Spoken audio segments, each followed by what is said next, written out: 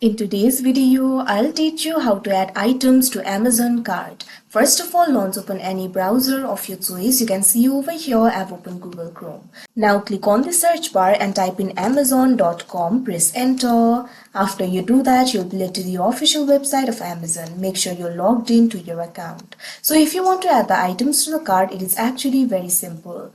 In this interface, you'll be able to find various items over here. You can find the item that you would like to add to the cart, or you can also search for the item if you want. Simply click on the search bar. Now after you do that, type in the name of the item that you would like to add to the cart, press enter. Now you'll be able to see the results over here. You'll be able to find various options. Click on the item that you would like to add to the cart. Now once you do that, you'll be able to see more information regarding that item over here. You'll be able to see the price. Also, you'll be able to see other details. So if you want to add it to the cart, what you have to do is first of all select the quantity. Click on the field of quantity. Now after you do that, you'll be able to find various options over here. Click on the option of your choice.